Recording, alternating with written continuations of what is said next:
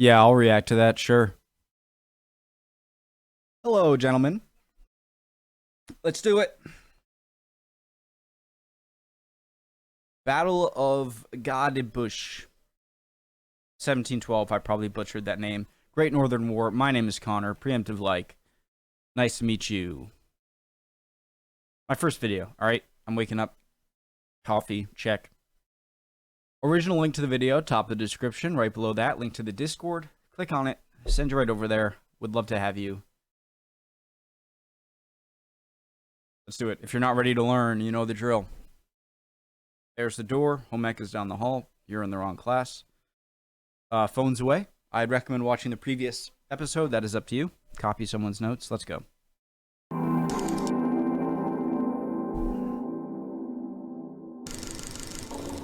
The Battle of Poltava marked the turning point in the Great Northern War. The Swedes, who were on the offensive for the majority of the last decade, were left with the difficult task of defending their empire without their elite army. The Russians, finally out from the shadow of their earlier defeats, were at liberty to attack in all directions without the worry of a powerful opposing army. The rest of Sweden's enemies would not sit idle at this opportunity either. The conflict was far from over, and although Sweden's military might was crippled... So I noticed something that kind of saddens me. So this war, for some reason when I think of the Great Northern War, I think of Swedish success, but this is sort of... Doesn't this end in Sweden really losing and not being a great power, I think? They would not go down without a fight. Peter's reforms changed Russia militarily, socially, and economically, while the reforms proposed by the sponsor of this video, Manscaped, are all about good hygiene. Make sure if you get the Manscaped stuff here, guys, use the /kings. It lets Manscaped know that you came from Kings and Generals, and it will give them more money. Motto is simple: new year, new you. Feeling your best starts with looking your best. Manscaped's Performance Package 4.0 is your all-in-one head-to-toe men's grooming and hygiene kit. It has the Lawnmower 4.0 trimmer, which became our favorite over the last year. It's great for beard maintenance, but it's specifically designed with advanced skin-safe technology, which helps reduce nicks and cuts on the most sensitive areas of your body. It's cordless, waterproof, super convenient, and easy to clean. Also included in the Performance Package 4.0 kit are the Crop Preserver Ball Deodorant and the Crop Reviver Ball Toner Spray. Guys, I but need the to real game changer refill is my the water. Weed Whacker nose and ear hair trimmer. Okay. It has 360-degree rotary blades and the same skin-safe technology from the body trimmer, so it helps prevent tugging and tears in your nose and ears. With the Performance Package 4.0 kit, you get the biggest bang for your buck. Enroll in their peak hygiene plan to get replenishments of your favorite products delivered straight to your door. Start the new year off right and head to manscaped.com to get 20% off, plus free international shipping, plus 2 free gifts. All that is in the link in the description and at manscaped.com/kings. Peter left Poltava for Kiev shortly after the surrender of the Swedish army at Prelude. Once there, he sent letters throughout the continent, describing the details of the battle and his complete victory. Europe was left in complete shock. Until that moment, they had only received news of continuous Swedish victories.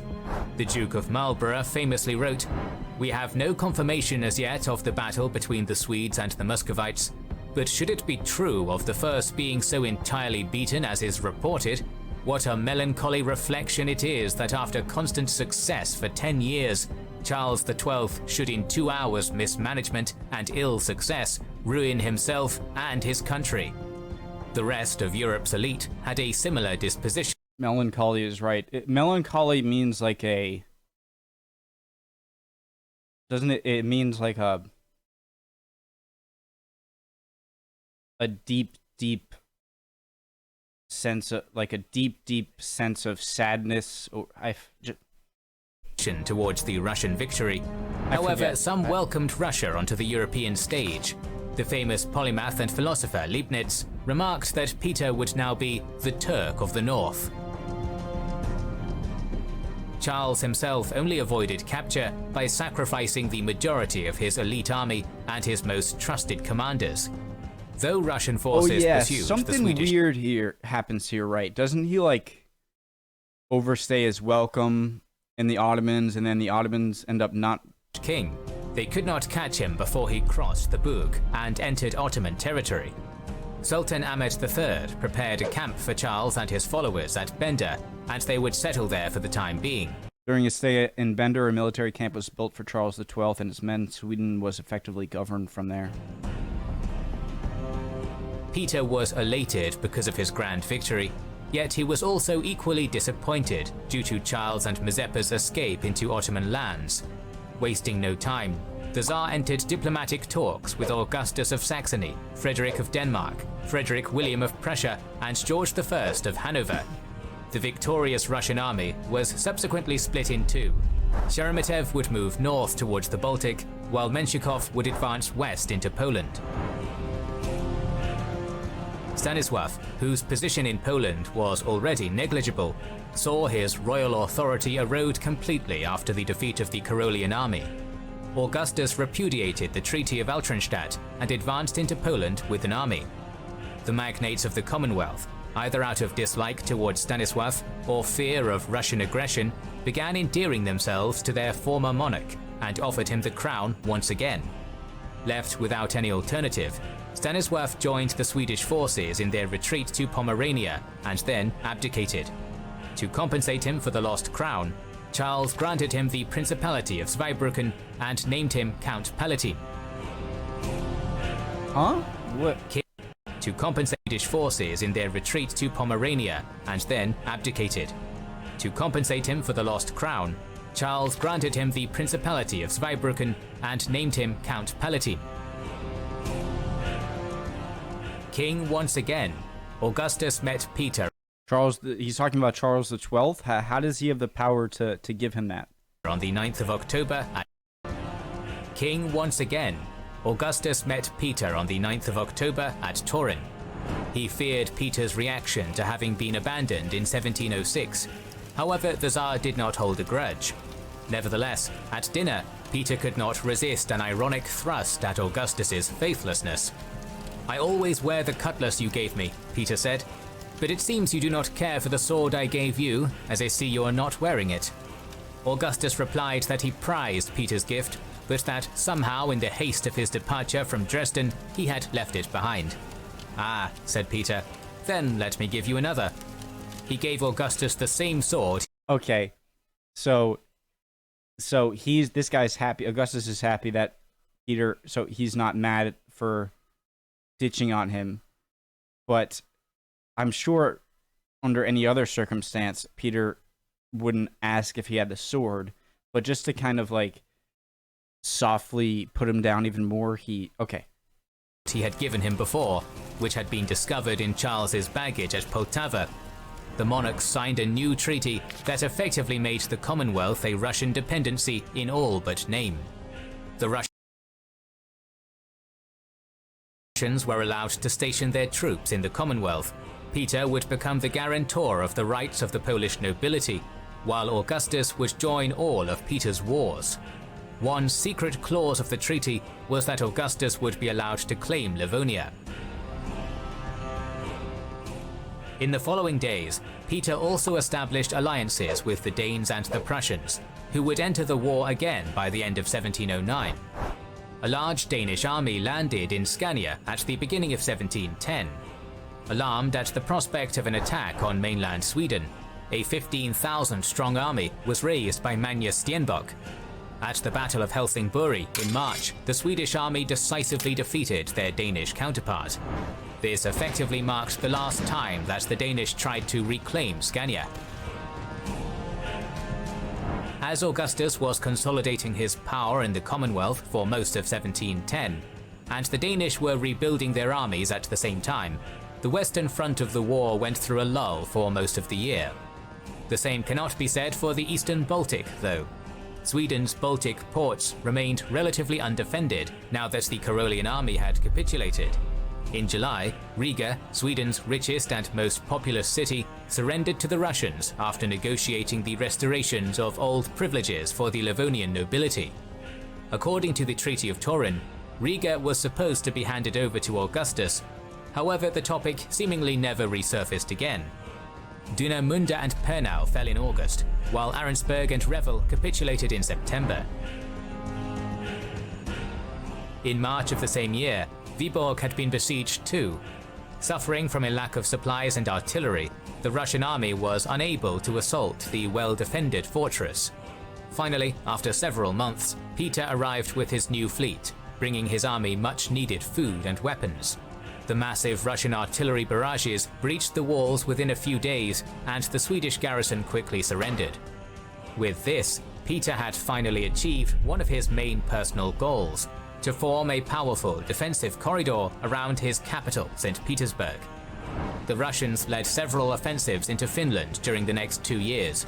However, due to logistical issues, they were unsuccessful.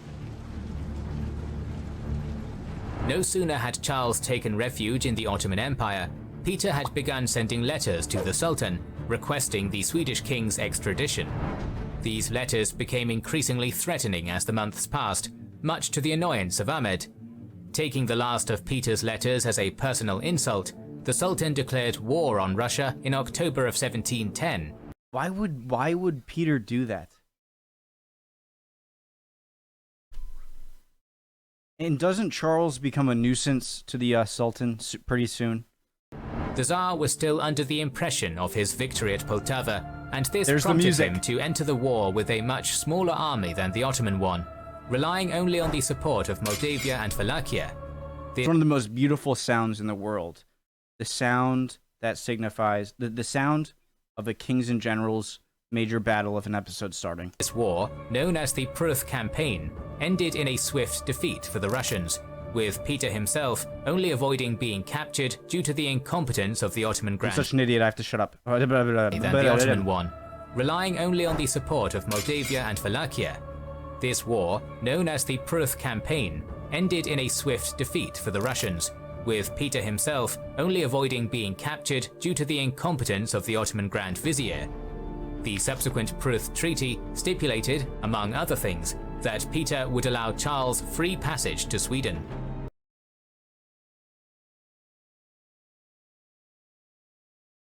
All right. So the Russians lost, and the Ottomans are allowing the Russians to withdraw peacefully. That's all they have to do. And then Peter cedes Azov to the Ottomans and destroys a series of Russian fortresses along the border. Agrees to stop interfering in the affairs of Poland. Really? Grants safe passage to Charles XII during the return to Sweden.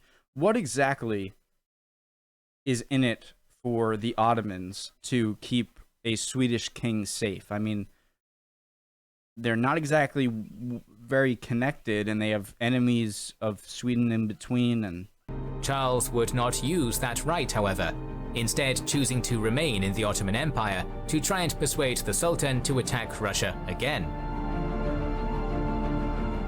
In 1711, the Allied forces began a massive offensive into Swedish Pomerania, besieging the fortresses of Stralsund, Stettin, and Wismar.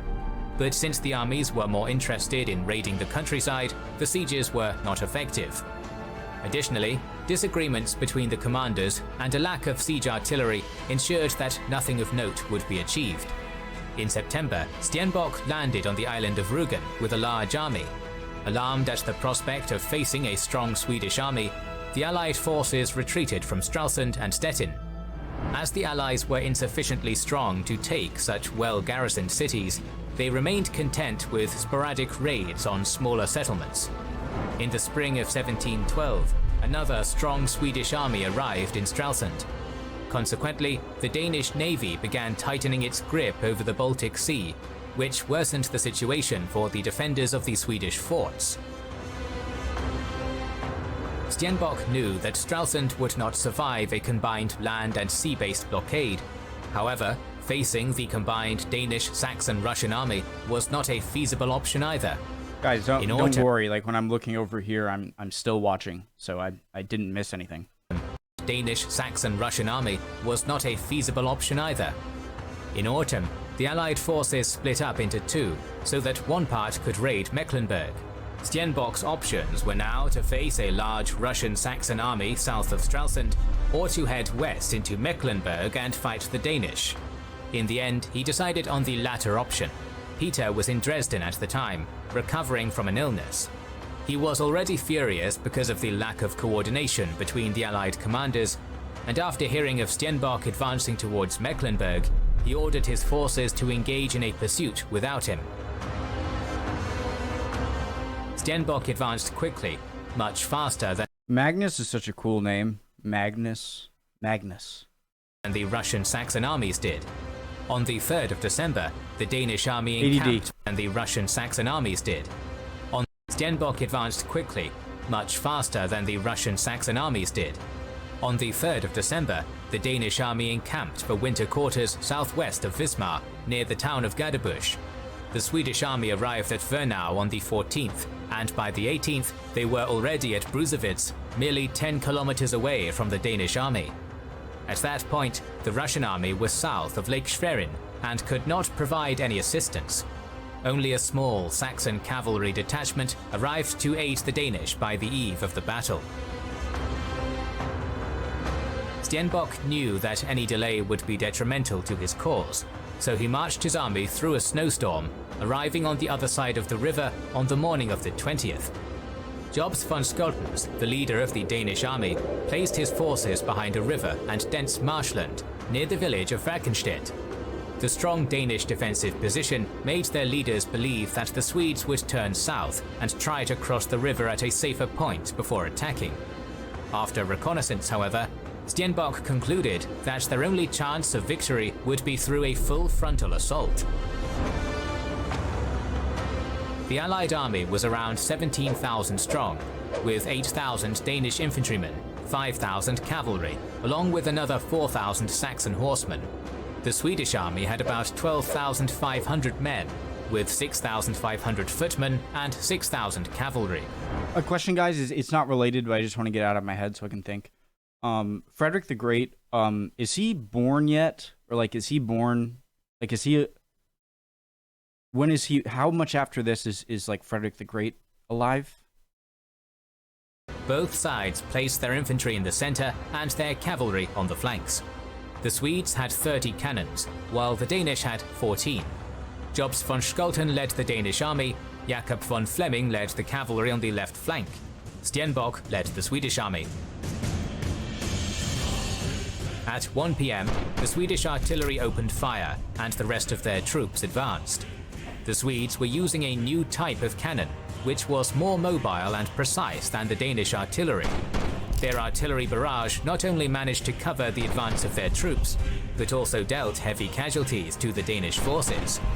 The Swedish infantry advanced towards the Danish position through a narrow clearing.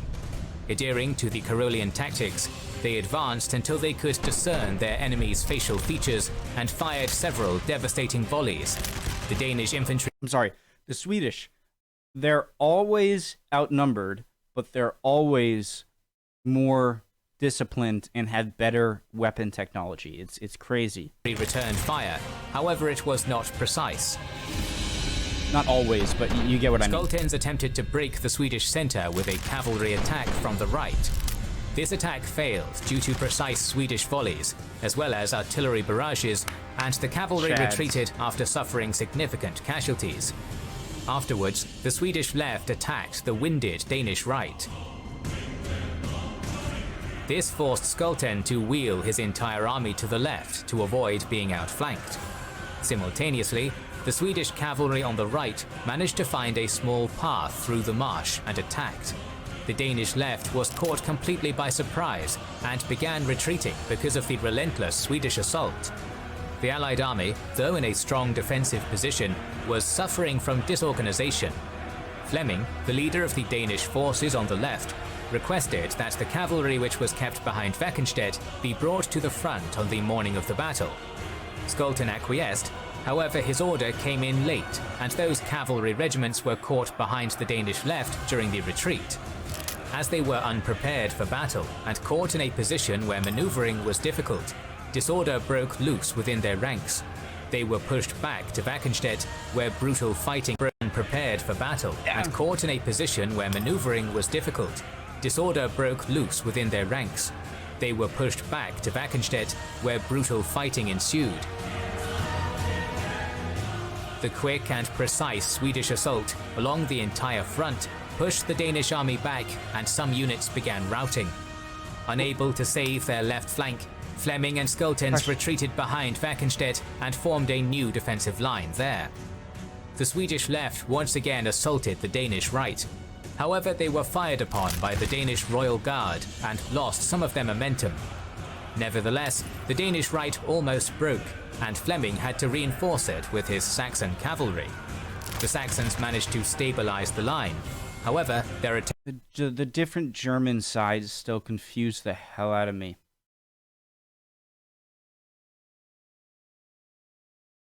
Saxons. Okay, never mind. I need to memorize the different German...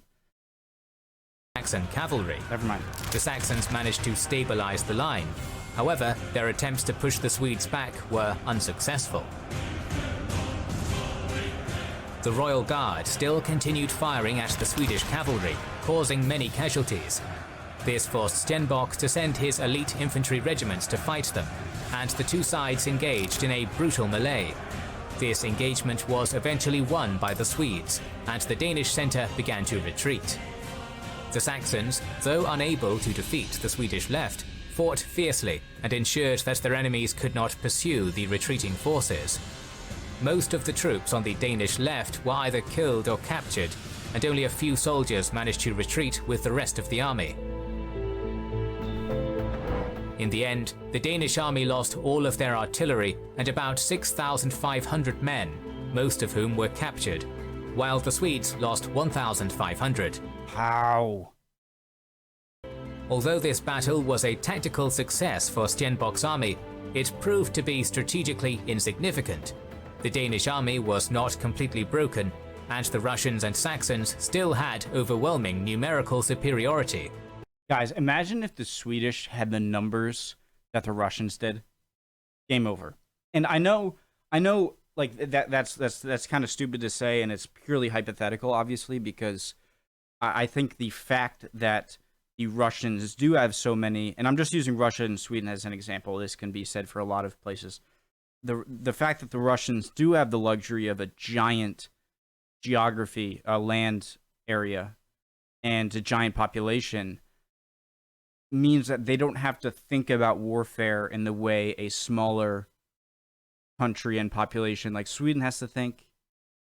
And yet there are other countries like Sweden that have similar populations and areas and still aren't as good. I don't know what's happening in Norway right now, or Norway is just a state in Denmark.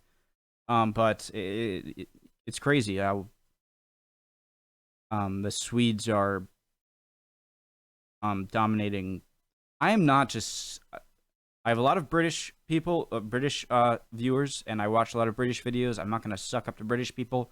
The same goes to Swedish. I'm not just trying to... I'm just saying it's really impressive. Furthermore, the Swedish army was no longer within the safety of Stralsund's walls, and marching back would be a risky move. A lack of supplies also began to take its toll on them, and to make matters worse, the Baltic Sea was still frozen, so resupplying by ship was not an option. Stenbock subsequently moved west with his army, trying to extort funds and supplies out of the Danish-controlled city of Altona. So you can when the walk citizens to Sweden failed to meet the overwhelming demands, the Swedish army burned the city to the ground. The army headed east afterwards. However, it was surrounded by a large Russian-Saxon force nearby I missed something. Turning. I'm going back. I'm sorry. I'm not sorry. Sorry. City of Altona. When the citizens failed to meet the overwhelming demands, the Swedish army burned the city to the ground. The army headed east afterwards. However, it was surrounded by a large Russian-Saxon force nearby Turning. Breaking his neutrality, Charles Frederick of Holstein-Gottorp provided refuge to the Swedish. Charles Frederick was nephew of Charles XII and one of the candidates to the throne of Sweden after Charles XII, as he had no children. Okay. Army inside his fort. As with the Spanish War of Succession nearly over, The Duke expected aid from Great Britain and the United Provinces, just like in 1700. I was just about to say, where the heck is everyone else? Like, but of course, the Spanish succession. Their ships never arrived, and with hunger and disease running rampant throughout his army, Stenbock surrendered on the 13th of May. Having lost another army, Charles seems to be in dire straits, with defeat being an increasingly realistic option. The Allied powers were more than willing to make peace with Sweden. Charles, adamant that he would not relinquish even an inch of land, refused even the most lenient offers. With the king so headstrong and averse to defeat, it became evident that war-weary Sweden would not sue for peace, at least not while Charles XII was still breathing. Our next episode will see the conclusion of the Great Northern War, so make sure you are subscribed and have pressed the bell button.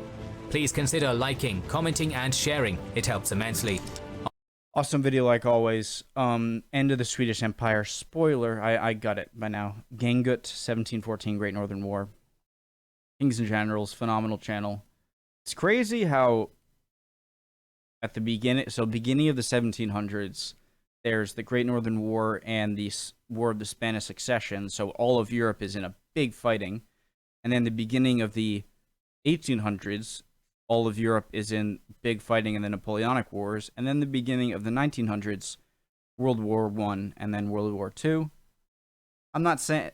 I almost wanted to say, like, why is it that it's always the beginning of centuries that all these wars happen? Like, do people think, like, you know, a new century means a new possibility to become the next power? Or maybe I'm just looking at it and there are actually a lot of other conflicts later in centuries, and I'm just pointing out something that's not true. That could be true. That could be possible. Anyways, Sweden. I will watch the next episode soon. All right. Hope you're all doing well. Hope you learned something or can teach me something down in the comments. Yeah, chin up. Hope you're all doing well. See you next time.